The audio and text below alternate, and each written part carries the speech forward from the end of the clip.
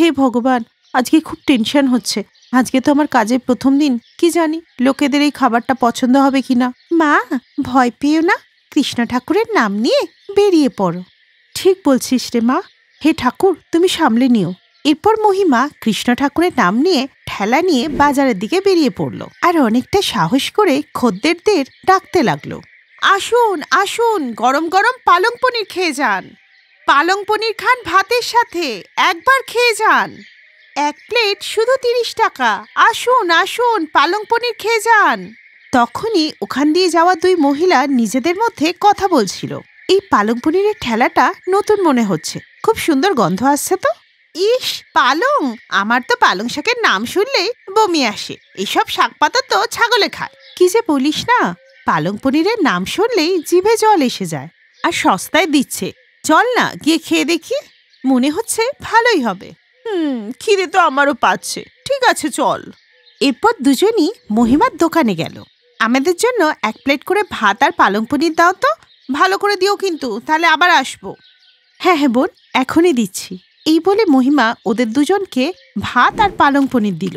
এরপর ওরা ভাত আর পালং পনির খেলো আর ওদের খুব ভালো লাগলো। বাহ দিদি, তুমি তো দারুণ ভাত আর পালং পনির বানাও। এমনিতে আমি পালংয়ের ধারে কাছেই ঘেঁষি না, কিন্তু এটা খেয়ে মনেই হচ্ছে না যে আমি পালং পনির খেলাম। দিদি, আপনি কি রোজ এখানে বসবেন? আসলে ব্যাপারটা কি হয়েছে, আমরা পাশের ফ্যাক্টরিতেই কাজ করি, তাই বাড়িতে রান্না করার সময় পাই না। তাহলে আপনি যদি রোজ এখানে বসেন, আমরা যাওয়ার সময় তাহলে খেয়ে যাব, তাই বলছিলাম আর কি। হ্যাঁ বোন, এখন থেকে আমি রোজই এখানে ঠেলা নিয়ে বসবো। তুমি এই পাড়ার যে কোনো বাচ্চাকে জিজ্ঞাসা করলেই ওরা বলে দেবে যে আমি ঠেলা নিয়ে এখানেই বসি। আজকে আমার প্রথম দিন, কিন্তু আমার মনে হচ্ছে আমি খুব তাড়াতাড়ি বিখ্যাত হয়ে যাব। এরই মধ্যে ওর পালং পনিরের গন্ধ পেয়ে আরও অনেক লোক ওখানে এসে জমা হলো। আর এইভাবেই অনেক লোক ওখানে আসতে লাগলে ও সত্যিই বিখ্যাত হয়ে গেল। গোটা দিনই ওর ঠেলায় লোকেদের ভিড় লেগেই থাকলো। আরও দিনের শেষে অর্থ উপার্জন করে বাড়িতে ফিরল। মহিমা, আমি তো ভাবতেই পারিনি তোমার ভাত আর পালক পনিরের ব্যবসা প্রথম দিনই এতটা ভালো চলবে। হ্যাঁ গো, এটা নিয়ে আমিও খুব চিন্তায় ছিলাম যে লোকেদের পছন্দ হবে কিনা, কিন্তু সবারই আমার পালং পনির খুব ভালো লেগেছে। আমি বলেছিলাম না মা, ভাত আর পালং পনির খুব ভালো চলবে। আমার কৃষ্ণ ঠাকুর খুব ভালো। হ্যাঁ রে মা, এটা শুধু তোর আর তোর কৃষ্ণ ঠাকুরের জন্যই সম্ভব হয়েছে।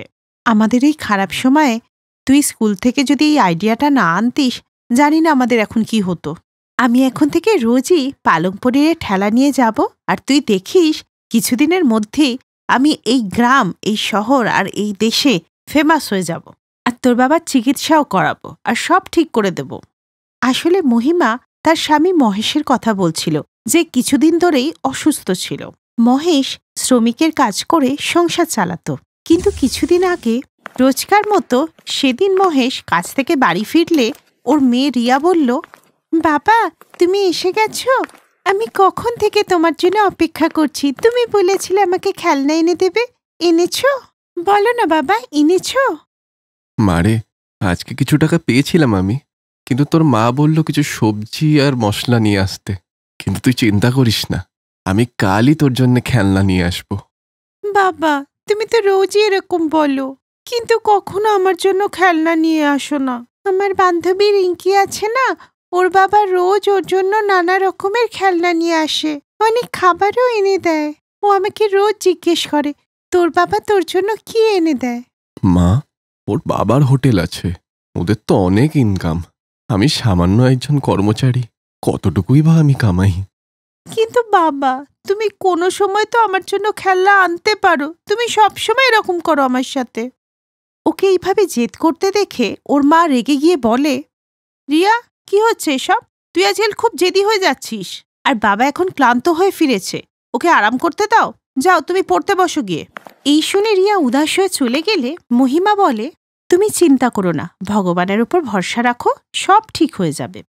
এর কিছুদিন পর একদিন যখন মহেশ কাজ থেকে বাড়ি ফিরছিল, তখন সামনে সে একটা খেলনার দোকান দেখে ভাবে, আজকে রিয়ার জন্য খেলনা কিনবো।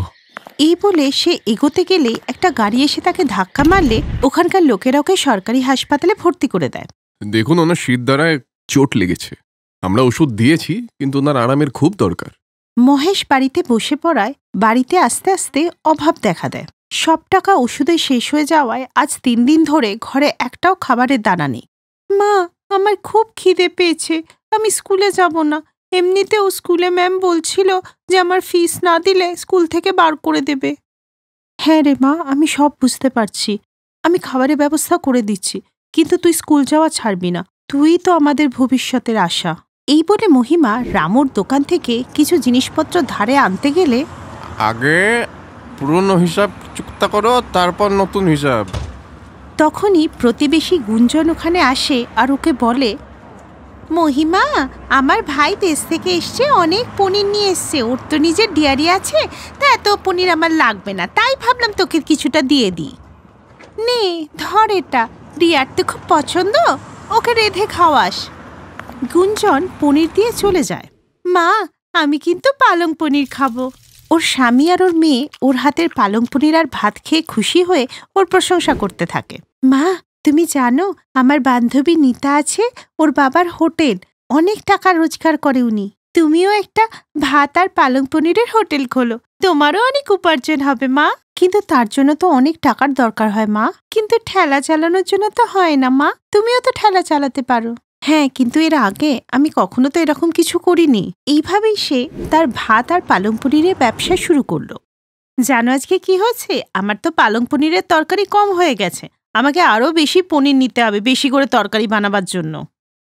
ঠিক আছে মহিমা, এই যে টাকা এসছে এটা দিয়ে তুমি আরো পনির কিনে নিও।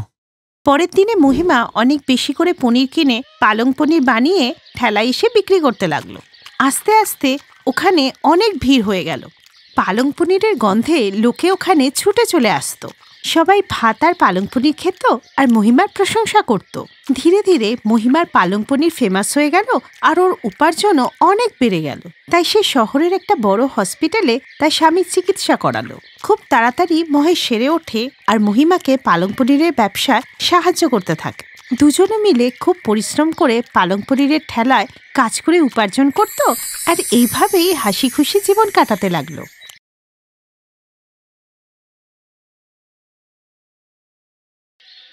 সন্দীপের বৌদি সুনিতা খুবই বদমেজাজি মহিলা ছিলেন। সন্দীপের মা বাবা ছিল না, তাই সে দাদা বৌদির কাছেই থাকত। সুনিতার এই বদমেজাজের জন্য সন্দীপ মনে মনে কষ্ট পেত। আমি তো এবারে ঝি, সারাদিন কাজ করেই যাই। যখন সব জামা কাপড় মেশিনে ধোয়া হয়ে গেল, তখন ঠাকুরপোর জ্ঞান ফিরল যে ওর শার্ট ধুতে হবে। বৌদি, আমি তো তোমাকে কালকে রাত্রে বললাম যে কাপড় ধোয়ার সময় আমাকে একটু জানাতে। শোনো ঠাকুরপো, আমি টিভি বা রেডিও নয় যে কনস্ট্যান্ট তোমাকে খবর দিতে থাকবো। নয় নিজে খবর রাখো, আর না হলে খবর করার লোক নিয়ে এসো। তখনই প্রতিবেশী শিখা মুখে চিন্তার ভাঁজ নিয়ে ওদের বাড়িতে আসে। সন্দীপ, বাবা যেন কেমন করছেন আর কিছু বলছেন না। কি? চলো আমি দেখছি, তুমি ভয় পেও না। শিখা আর সন্দীপ প্রতিবেশী হওয়ার সাথে সাথে ভালো বন্ধুও ছিল, কারণ দুজনে একসাথেই বড় হয়েছে। ছোটবেলা থেকেই শিখার মা ছিল না, আর আজকে বাবাও চলে গেলেন। কিন্তু শিখার বাবা মারা যাওয়ার আগে শিখার হাত সন্দীপের হাতে দিয়ে যান। কিন্তু ওরা বিয়ে করে বাড়িতে আসতেই, এই নাও, আগে থেকেই বাড়িতে একটা অকর্মণ্য কি কম ছিল যে আবার একটা ভিখিরি মেয়েকে তুলে নিয়ে এলো। সুনিতার এই কথা সন্দীপ আর শিখা শুনে নেয়। ওই দিন থেকে সুনিতা প্রতিদিনই ওদেরকে কথা শোনাতো। দিদি, বিয়ের পরদিন থেকেই শুনছি যে আমরা দুজন তোমার ওপর বোঝা। না শুনতে হলে চলে যাও না দুজনে, কে বারণ করেছে? ঠিক আছে শিখা, এখন থেকে আমরা তোমাদের বাড়িতেই থাকবো। ওই দিনই সন্দীপ নিজের বাড়ি ছেড়ে দেয় আর শিখাতে বাড়িতে গিয়ে থাকতে লাগে। কিন্তু যাই হোক, কাজ তো করতেই হবে। শোনো না, তুমি বাবার কাজটাই করো। বাবা বাজারে মটর পনির আর পুরি বিক্রি করত।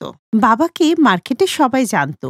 কিভাবে বাবা কাজ করত আমি তোমাকে বলে দেব। কিছু তো একটা করতেই হবে। তোমার কতই না কষ্ট হচ্ছে শিখা, সব তোমাকেই করতে হচ্ছে, আমার কাছে একটাও পয়সা নেই। এরপর সন্দীপ কাজটা শুরু করার জন্য কিছু টাকা ধার নেয়, আর কিছুদিনের মধ্যেই সন্দীপ ওর শ্বশুরের কাজটা নিজে শুরু করে দেয়। এমনকি শিখাও বাড়ির সমস্ত কাজ শেষ করে সন্ধেবেলায় সন্দীপকে সাহায্য করার জন্য ঠেলায় চলে আসতো। এমনই একদিন সন্ধেবেলা, এখানে আগে একজন বৃদ্ধ লোক ঠেলা দিত না, এখন তুমি দিচ্ছ? দাদা, উনি আমার শ্বশুর ছিলেন, কয়েক মাস আগে মারা গেছেন। আচ্ছা, খুবই দুঃখের ব্যাপার, কিন্তু একদিক থেকে একটা ভালো ব্যাপার যে তুমি ওনার স্বপ্নটাকে বাঁচিয়ে রাখছো, ওনার দোকানটাকে আরো এগিয়ে নিয়ে যাচ্ছ। এইভাবেই ধীরে ধীরে সন্দীপের দোকানে ও শ্বশুরের সময়কার সব খদ্দেররা ফিরে আসতে লাগলো। এইভাবেই সন্দীপের ব্যবসা চলতে লাগলো আর ওদের অনেক উপার্জন হতে লাগলো। এইসব দেখে সুনিতার মনে সন্দীপ আর শিখার জন্য হিংসা জাগলো। ও ওদের কাজ খারাপ করতে চাইলো। তাই একদিনও সন্দীপের দোকানে পৌঁছেই গেল যখন লোকেরা পুরি আর তরকারি খাচ্ছিল। বৌদি তুমি এসো না। হ্যাঁ, ভাবলাম আমার দেওর নতুন কাজ শুরু করেছে, যাই একবার দেখে আসি। আরে বাহ, মটর পনির আর পুরীর গন্ধে তো আমার খিদে পেয়ে গেল। কি দারুণ গন্ধ বেরিয়েছে। আচ্ছা দাঁড়াও বৌদি, আমি তোমার জন্য 1 প্লেট দিচ্ছি। এই বলে সন্দীপ খুশি মনে তার বৌদিকে একটা প্লেট সাজিয়ে দিল। তখনই সুনিতা ওর পার্স থেকে একটা মরা টিকটিকি বার করে খাবারে মিশিয়ে চিৎকার করতে লাগলো। এ কি ঠাকুরপো, মটর পনিরে যে মরা টিকটিকি, তুমি বিষাক্ত মটর পনির খাওয়াচ্ছ? আরে কেউ ওই মটর পনির খাবে না, ওদের তো বিষ মেশানো, টিকটিকির বিষ। এসব করছো তুমি, একটু পরিষ্কার করে করতে পারো না? লোকেদেরকে এইসব খাইয়ে কি মারবে? একদম পরিষ্কার পরিচ্ছন্নতায় খেয়াল রাখো না, তাই তো মটর পনিরের মধ্যে টিকটিকি পড়েছে। এই সবাই ওর ভিডিও করো তো, পুলিশকে কমপ্লেন করতে হবে। আর কেউ খাবে না এসব। সুনিতা বৌদি, আমি জানি তুমি এটা ইচ্ছা করে করেছো, কারণ তুমি আমায় হিংসে করো। আরে আমি তোমার আপন দেওর, তাও তুমি আমায় হিংসে করো। তোমরা আমার কথা শোনো, আমরা এখানে খুব সবকিছু পরিষ্কার পরিচ্ছন্নভাবে বানাই এবং এতে আমার স্ত্রী শিখাও আমার সাহায্য করে, বিশ্বাস করো। তখনই সেখানে শিখা চলে আসে, কিন্তু ততক্ষণে সবাই সন্দীপকে মারতে শুরু করে দিল। শোনো ঠাকুরপো, এই অন্যায়ে আমি কিন্তু তোমার সাথে নেই। তোমার ভুলের জন্যই মটর পনিরের টিকটিকি পড়ে আছে। এসব তুমি কি বলছো দিদি? তোমার তো লজ্জা পাওয়া উচিত। তুমি আমার স্বামীর ওপর মিথ্যা অপবাদ দিচ্ছ যাতে ওর কাজটা বন্ধ হয়ে যায়। কই, কি টিকটিকি দেখি তো একবার আমি। শিখার এই কথা শুনে সুনিতা একটু ঘাবড়ে যায়, কারণ টিকটিকি দেখলে লোকে তো দূর থেকেই ভয় পেয়ে যায়। আসল সত্যিটা এই ছিল যে লোকেরা যেটাকে আসল টিকটিকি ভেবে ভয় পাচ্ছিল সেটা ছিল নকল টিকটিকি। আরে এটা দেখার কি আছে? আমার পাত্রে পড়েছে, আমি ফেলে দেব। তুমি দূর থেকে দেখো, হাত দিও না, হাতে বিষ লাগবে। তোমার মিথ্যে অপবাদে বিষ তো ছড়িয়েই পড়েছে, আমি হাতে নিয়েই দেখব। এই বলে শিখা সাহস দেখিয়ে মটর পনির থেকে টিকটিকিটা তুলেই ফেলল। এই দেখুন, এটা নকল টিকটিকি, যেটাকে দেখতে পুরো আসলের মতো, কিন্তু এটা প্লাস্টিক দিয়ে তৈরি। এই দেখুন। আরে হ্যাঁ, এটা তো নকল টিকটিকি। তার মানে এই মহিলা দোকানদাদাকে বদনাম করার জন্যই এসব করেছে। কি অসভ্য মহিলা রে বাবা! হ্যাঁ, আপনি ঠিকই বলছেন, উনি আমার যা, আর উনি আমাদের খুব হিংসে করেন, তাই কাজটা বন্ধ করে দেওয়ার জন্যই এসব করেছে। আরে তাহলে তো একে পুলিশে দেওয়া উচিত। আজকে যদি আপনি সত্যিটা প্রমাণ করতে না পারতেন তাহলে তো আপনার স্বামীর ব্যবসাই বন্ধ হয়ে যেত। দিদি, আমি চাইলে এখনই পুলিশকে ডাকতে পারি, কিন্তু আমার মন তোমার মতো এত ছোট নয়। তাই তুমি এখান থেকে চলে যাও, আর তোমার সাথে আমাদের কোনোদিনের সম্পর্ক নেই। শিখা ঠিক বলছে বৌদি, এই কাজটা করে তুমি আমাদের সম্পর্কটাই নষ্ট করে দিলে। তোমাকে বৌদি বলতে আমার লজ্জা করছে। হ্যাঁ, আর কোনো সম্পর্ক নেই তোমার সাথে। এইসব শুনে সুনিতা লজ্জা পেয়ে ওখান থেকে চুপচাপ করে চলে গেল। আর ওই দিন থেকেই সন্দীপ তার দাদা বৌদির সাথে সমস্ত সম্পর্ক ত্যাগ করে আর আবার মন দিয়ে নিজের কাজ করতে থাকে। Best buddies. হ্যালো ফ্রেন্ডস, এই ভিডিওটা দেখার জন্য ধন্যবাদ। যদি এই ভিডিওটা তোমাদের ভালো লেগে থাকে তাহলে প্লিজ লাইক, সাবস্ক্রাইব আর কমেন্ট অবশ্যই করবে এই ভিডিওতে। আর হ্যাঁ, শেয়ার করতে ভুলো না কিন্তু। আরো অনেক মজাদার ভিডিও দেখার জন্য নিচে দেওয়া এই বেল আইকনটাকে প্রেস করো। দেখতে থাকো বেস্ট বাডিজ।